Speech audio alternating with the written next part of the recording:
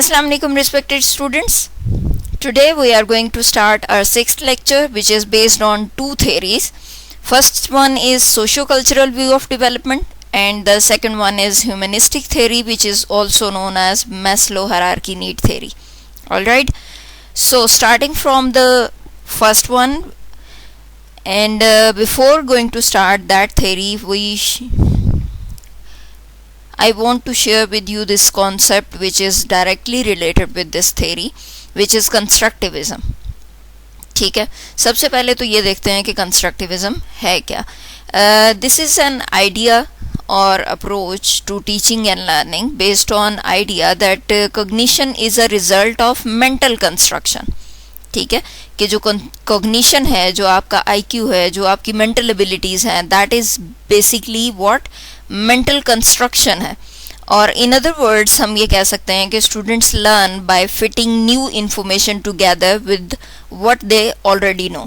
ठीक है, कि यहाँ पर क्या होता है कि कंस्ट्रक्टिविज्म ये है कि आप नई इंफॉर्मेशन को प्रीवियसली लर्नड जो इंफॉर्मेशन होती है उसके साथ जोड़ते हैं, एक उसकी जगह बनाते हैं और उसको एक कंप्लीट फॉर्म देते हैं. ठीक है, constructivists believe that learning is affected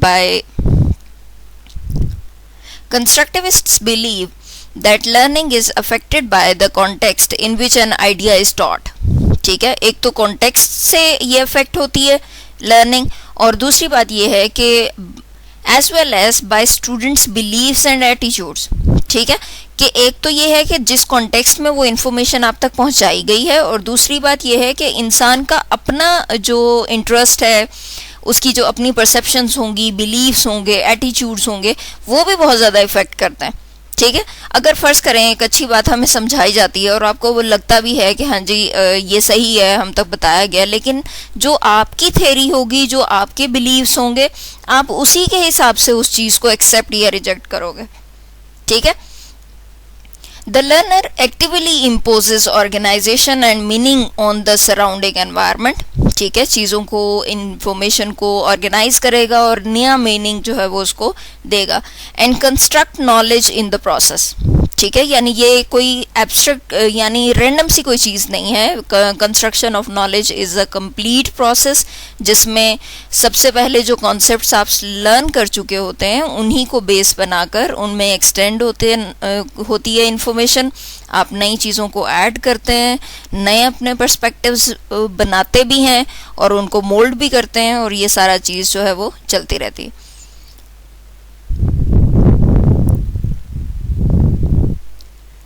The teacher's role is not only to observe and assess, but to also engage with the students while they are completing activities, wondering aloud and posing questions to the students for the promotion of reasoning.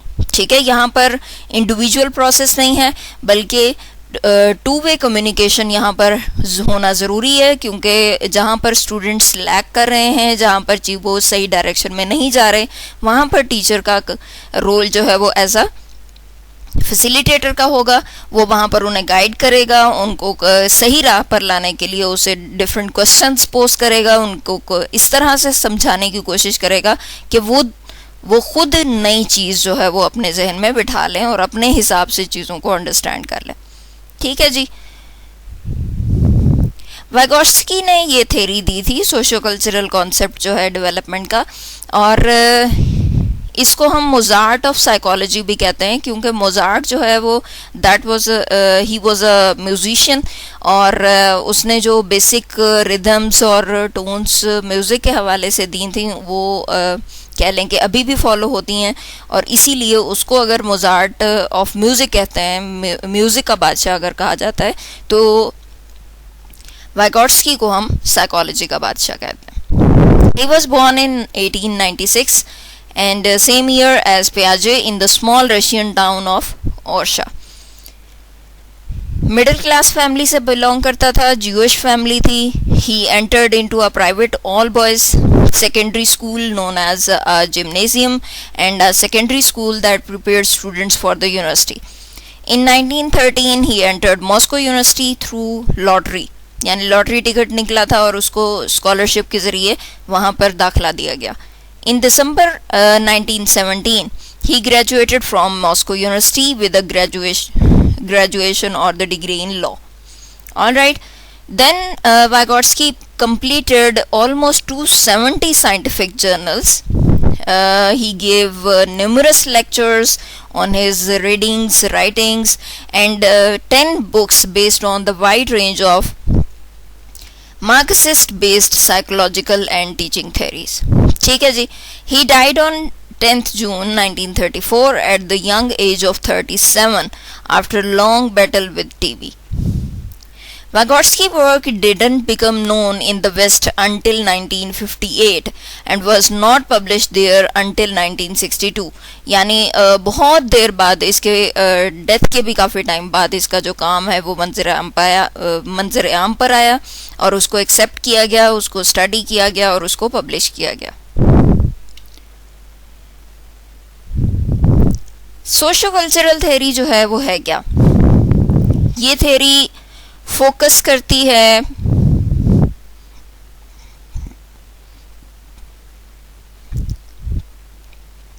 बच्चों के हर aspect को. यानी जैसे कि प्याजे ने focus किया था सिर्फ और सिर्फ मेंटल एबिलिटीज को और उसने उसी को स्टडी किया था, सोशो कल्चरल थ्योरी सिर्फ उस एक एस्पेक्ट को या एक ही चीज़ को स्टडी नहीं करती, बल्कि वो बच्चे की जो डेवलपमेंट है उसमें सोशल इंटरेक्शन क्या रोल प्ले कर रहा है, इवन उसके पेरेंट्स और टीचर्स क्या रोल प्ले करते हैं, तो वो उनका भी चीज़ों को स्टडी करने में उसने अपना रोल प्ले किया और उसने जो है वो मल्टीपल एस्पेक्ट्स को स्टडी करने की कोशिश की है. इसने डैडिक इंटरेक्शंस यानी a child being taught by a parents how to perform some culturally specific actions rather than child by himself, इस चीज़ के ऊपर भी फोकस किया था. यानी कि पेरेंट्स बच्चे को सिखाते हैं कि आपने कैसे एक सोसाइटी में मूव करना है और कैसे जो है वो अपने आप को एक अच्छा इंसान बनाना है और जाहिर भी करना है. ठीक है, that is dyadic interaction. Social word facilitates children's cognitive development, or cognitive development occurs as children thinking is molded by the society in forms of parents, teachers and peers. यानी सोशल कॉन्टेक्स्ट जो है वो बहुत ज़्यादा effect करता है बच्चे की डेवलपमेंट को, चाहे वो उसकी जो कॉग्निटिव डेवलपमेंट है, इवन उसकी थिंकिंग बहुत ज़्यादा मोल्ड होती है जब वो सोसाइटी के साथ इंटरेक्ट करता है, पेरेंट्स के साथ, टीचर्स के साथ, अपने दोस्तों के साथ. तो उसका जो ब्रॉड है, उसका जो विजन है वो और ज़्यादा ब्रॉड होना शुरू हो जाता है और इसी तरह से वो क्लासरूम में भी अपना डिफरेंट रोल प्ले करना शुरू हो जाता है. पीपल थिंकिंग जो है वो डिफर कर सकती है बहुत ज़्यादा एक दूसरे से, क्योंकि अगर एक कल्चर में रहने वाले लोगों की डिफरेंट है थिंकिंग तो देन दूसरे कल्चर में रहने वालों जो लोग हैं उनकी थिंकिंग डिफरेंट होगी. क्यों? क्योंकि उनकी वैल्यूज़ डिफरेंट हो जाती हैं, उनके रिलीजियस एस्पेक्ट्स डिफरेंट हो जाते हैं. ठीक है, जैसे कि हमारे इस्लामिक कल्चर में अगर हमारे रहने सहने के तरीके डिफरेंट हैं तो डिफरेंट कल्चर्स में उनकी डिफरेंट है. सो थिंकिंग का भी इस चीज़ के ऊपर असर पड़ता है. ठीक है जी. इस थ्योरी के प्रिंसिपल और बेसिक कॉन्सेप्ट्स में सबसे पहली बात तो ये है कि चिल्ड्रन कंस्ट्रक्ट देयर नॉलेज, कि बच्चे जो हैं वो खुद नॉलेज को बनाते हैं, जोड़ते हैं और कंस्ट्रक्ट करते हैं और बेसिकली पैसिव वे में उन तक ये नॉलेज पहुंचाया जाता है. डायरेक्टली हम उनमें इमिटेशन का जो कॉन्सेप्ट है वो डेवलप नहीं करते. द लर्निंग इज मीडिएटेड, यानी cognitive development is not a direct result of activity but is indirect. Other people must interact with the learner but use mediatory tools to facilitate the learning process and then cognitive development में आकर. ठीक है, directly कोई भी चीज़ जो है वो उसको चीज़ें मेमोराइज नहीं करवा रही होती, यानी जो लर्निंग है वो फैसिलिटेट की जाती है, बच्चे को ऐसे एनवायरनमेंट से गुजारा जाता है कि वो वही चीज़ें सीखे, वही समझे, वैसी ही अपनी पर्सनालिटी की रीशेपिंग करे कि जैसे कि हम चाहते हैं. Language plays a central role in mental development. Third जो बात इसमें है वो ये है कि लैंग्वेज सबसे ज़्यादा अहम रोल प्ले करती है सोशियो कल्चरल कॉन्टेक्स्ट में. ठीक है, और ये बहुत ज़्यादा अहम टूल भी समझी जाती है. और as it is used to teach tool use and is vital in the process of developing higher psychological functions. ठीक है, एक तो ये कि ये टूल बहुत ज़्यादा यूज़ होता है बच्चे की मेंटल डेवलपमेंट के लिए, और इसको हायर ऑर्डर थिंकिंग जो है उनको डेवलप करने के लिए भी इसी लैंग्वेज का सहारा लिया जाता है, क्योंकि जो लैंग्वेज वो समझता है, जानता है, अंडरस्टैंड करता है, उसी लैंग्वेज में बात समझाना उनके लिए ज़्यादा आसान है. ठीक है, और तभी वो चीज़ें जब तक समझेगा नहीं तब तक वो उनके ऊपर अपना कह लें कि क्रिटिसिज्म नहीं कर पाएगा, वो उसके ऊपर रिफ्लेक्शंस नहीं दे पाएगा. सो दैट्स द रीज़न कि हम लैंग्वेज को बहुत अहम टूल समझते हैं. लर्निंग अपीयर्स ट्वाइस, क्या मतलब है इसका कि दो तरह से लर्निंग बच्चे की होती है सोशल कॉन्टेक्स्ट में रहते हुए. जैसे हम कहते हैं ना कि दो तरह की कम्युनिकेशंस होती हैं, इंटरपर्सनल एंड इंट्रापर्सनल. इसी तरह से यहाँ पर दो तरह की साइकोलॉजी को डिस्कस किया जाएगा, inter psychology and intra psychology. ठीक है, कि दो लोगों के दरमियान जो रिलेशनशिप्स डेवलप होंगे बच्चा तब भी लर्न करेगा, और इसी तरह से वो खुद अपनी ज़ात का जब मुआयना करेगा, अपनी ज़ात को पहचानेगा, तो तब भी उसकी जो लर्निंग है वो एनहांस होगी. सो इसलिए हम ये कहते हैं कि लर्निंग जो है वो ट्वाइस अपीयर होती है, दो तरह से उसका जो लर्निंग प्रोसेस है वो ज़िंदगी में चल रहा होता है. डेवलपमेंट को हम कभी भी सोशल कॉन्टेक्स्ट से सेपरेट नहीं कर सकते. वाइगोट्स्की का सबसे अहम पॉइंट यही है कि वो जो भी इंसान की कॉग्निटिव डेवलपमेंट के एस्पेक्ट्स हैं उनकी एक्सप्लेनेशन सोशल कॉन्टेक्स्ट में देता है. यानी वाइगोट्स्की का कहना यह है कि हम बच्चे को एक ऐसे एनवायरनमेंट में रखते हैं कि जहाँ पर वो एक दूसरे के साथ इंटरेक्ट कर सकें, जो टूल्स कम्युनिकेशन के लिए यूज़ हो सकते हैं वो उनको इफेक्टिव में यूज़ करें. और इसका मतलब ये है कि लर्निंग एनवायरनमेंट जो है वो ऑथेंटिक किस्म का होना चाहिए, यानी ऐसा एनवायरनमेंट बच्चों को प्रोवाइड करना कि उनको हमारे जो रिक्वायर्ड ऑब्जेक्टिव्स हैं उनको अचीव करने में फैसिलिटेट करे. और it must contain the type of people who would use these type of tools such as concepts, language, symbols in natural way. ठीक है, और जब ये चीज़ें एक सीक्वेंस के साथ और नेचुरली डेवलप हो रही होंगी, नेचुरली अकर हो रही होंगी स्टूडेंट्स की लर्निंग के प्रोसेस में, तो देन ऑब्वियसली वो इन चीज़ों के लिए तैयार रहेंगे, समझेंगे भी और उनको बेहतर तरीके से अंडरस्टैंड कर लेंगे. सबसे अहम कॉन्सेप्ट जो है वो उसने दिया था जोन ऑफ प्रॉक्सिमल डेवलपमेंट का, कि बेसिकली ये है क्या कि difference between what a child can do independently and what the child needs help from a more knowledgeable person to do is the zone of proximal development. ठीक है, एक ऐसा जोन आता है कि जहाँ पर आप कॉन्सेप्ट्स को पढ़ते जाते हैं तो आपको समझ आती जाती है. और समझ क्यों आती है? क्योंकि वो कॉन्सेप्ट्स आपके प्रीवियसली लर्न जो नॉलेज हैं उनके साथ मैच कर रहे होते हैं. और जहाँ पर कोई एक ऐसी चीज़ आती है कि जिसके लिए आपका प्रीवियस नॉलेज उसको फैसिलिटेट नहीं कर पा रहा होता और आप उस कॉन्सेप्ट को समझ नहीं पा रहे होते, तो देन क्या होता है कि आपको किसी ऐसे पर्सन की ज़रूरत पड़ती है या कि जो आपको वो समझा सके. तो जो एक लेवल है कि जहाँ पर आपने एक एफर्ट करनी ख़त्म कर दी, ख़त्म नहीं कर दी, लेकिन यह है कि आपको वहाँ लगा कि अब मुझे किसी की सपोर्ट की ज़रूरत है और तभी मुझे ये बात समझ आएगी, तो that was the your zone of proximal development. ठीक है जी. जोन ऑफ प्रॉक्सिमल डेवलपमेंट क्या है जी? कि ये डिस्टेंस है बेसिकली कि आपका पोटेंशियल नॉलेज कितना है और एक्चुअल नॉलेज कितना है. ठीक है, उस दरमियान का जो लेवल है वो the level of proximal development कहलाता है. Two children with the same actual knowledge travel different distances to their initial potential knowledge, therefore different जीबीटीज.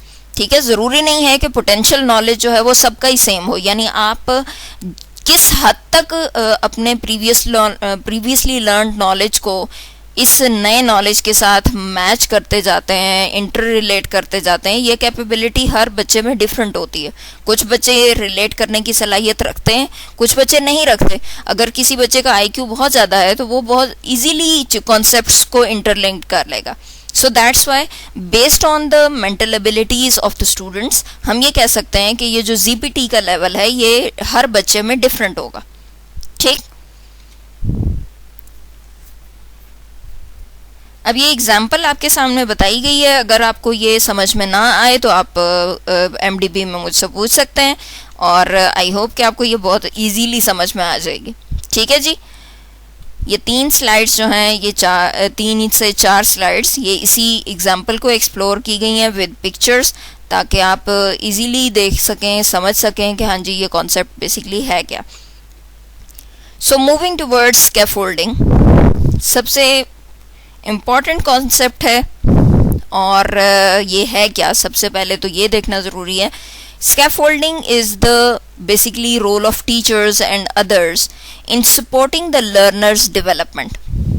Basically, it's a kind of support which is given by teacher, educator, parents, or anyone who is supporting the learner in learning something or in the process of his development. Then obviously this process will be known as scaffolding. And providing support structures to get to a next stage or level. ठीक है. और वाइगॉट्स्की का कहना यह है कि जब support उसको दी जाती है तो ऑब्वियसली वो एक बेसिक लेवल से दूसरे लेवल की तरफ पहुंच जाता है. जब वो फिर एक नई चीज़ को समझता है, जानता है, गाइडेंस उसे मिल जाती है तो फिर एक नया लेवल अचीव कर लेता है. ठीक है.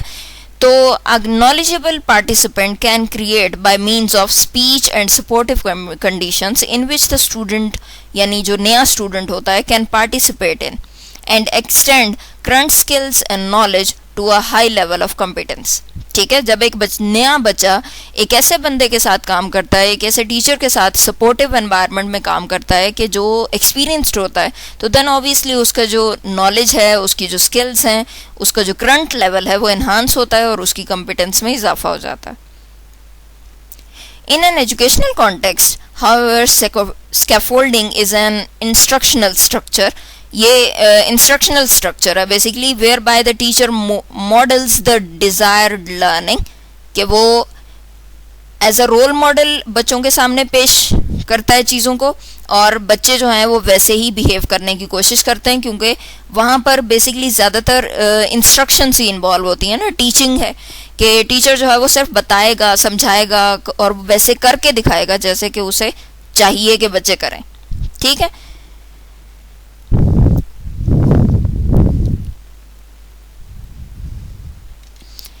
नेक्स्ट है जी स्कैफोल्डिंग जो प्रोसेस है ये सपोर्ट प्रोवाइड करता है, एक्सटेंड करता है range of what a learner can do, allows the learner to accomplish task otherwise impossible, कि जो इम्पॉसिबल लग रहे होते हैं वो भी टास्क कंप्लीट कर लेता है. एंड स्कैफोल्डिंग यानी सपोर्ट जो है वो तभी यूज़ की जाती है जब उसकी ज़रूरत हो. ऐसा नहीं है कि अगर एक काम हमें पता है कि बच्चा कर भी लेगा लेकिन आप फिर भी उसको फैसिलिटेट कर रहे हैं, इट मीन्स कि यू आर नॉट अलाउइंग और गिविंग लिबर्टी टू हिम कि वो अच्छे तरीके से अपनी जो एबिलिटीज़ हैं या जो अपनी थिंकिंग एबिलिटीज़ हैं उनको यूज़ कर सके. So scaffolding is provided when it is needed. Example given है for your own sake. Here we are going to discuss the differences, basic differences between these two theories, which is Piaget and Vygotsky. Piaget agree मतलब दोनों इस बात पर तो agree करते हैं कि बच्चे जो हैं वो एक्टिव लर्नर्स हैं और एक्टिवली नॉलेज को कंस्ट्रक्ट करते हैं. इस बात पर दोनों का पॉइंट ऑफ व्यू सेम है. Piaget का कहना है कि थिंकिंग डेवलप करती है रिकॉग्नाइजेबल स्टेजेस में, यानी जिनको हम मैयर कर सकते हैं, देख सकते हैं, समझ सकते हैं, ऑब्जर्व कर सकते हैं, और विच depend on the natural maturation. जबकि वाइगॉट्स्की का कहना है कि development of thinking is depend upon language and culture. ठीक है. वो ये कहता है कि थिंकिंग डिपेंड करती है हमारे कल्चर पर और उसकी लैंग्वेज लर्निंग पर. Piaget कहता है कि role of teacher important but use of more expert other not central. ठीक है. कि ज़्यादा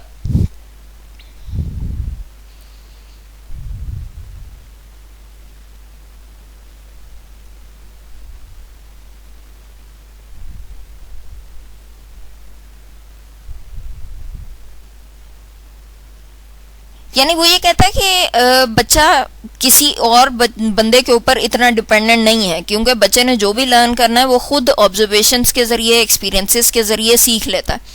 लेकिन जबकि वाइगोट्स्की का कहना है कि बच्चे को गाइडलाइन के देने के लिए उसके एक स्पेसिफिक लेवल पर पहुंचने के बाद उसको कॉन्सेप्ट्स क्लियर करने के लिए एक ऐसे एक्सपर्ट का होना ज़रूरी है जो उस बच्चे को अच्छे तरीके से समझा सके कॉन्सेप्ट्स, और वो एक्सपीरियंस पर्सन का होना ज़रूरी है। प्याजे का कहना है कि readiness is a central concept in education, जबकि वाइगोट्स्की का कहना है कि children should be actively encourage to move through GPT, do not need to be ready but should be given opportunity to engage in problems which are beyond current level of ability but within ZPT।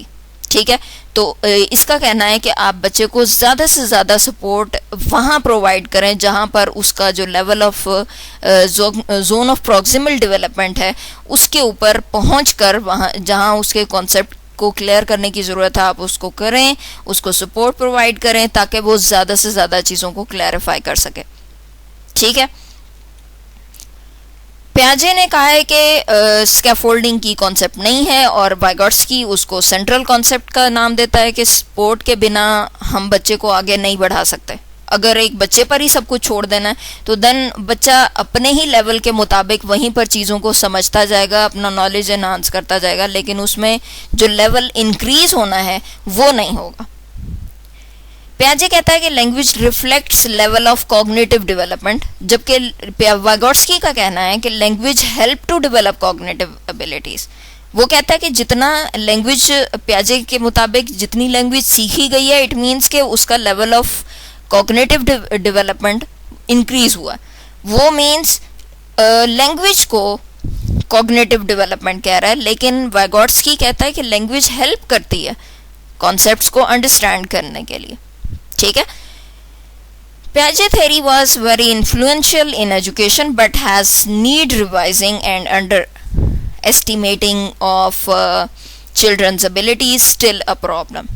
ठीक है, और Vygotsky theory is still very influential in education because इसमें different context को study किया गया, social context को importance दी गई, बच्चे को सपोर्ट करना, गाइड करना, और उसको जहाँ पर ज़रूरत है उसकी हेल्प करने की वहाँ पर हेल्प प्रोवाइड करने का जो कॉन्सेप्ट दिया गया that is very much important.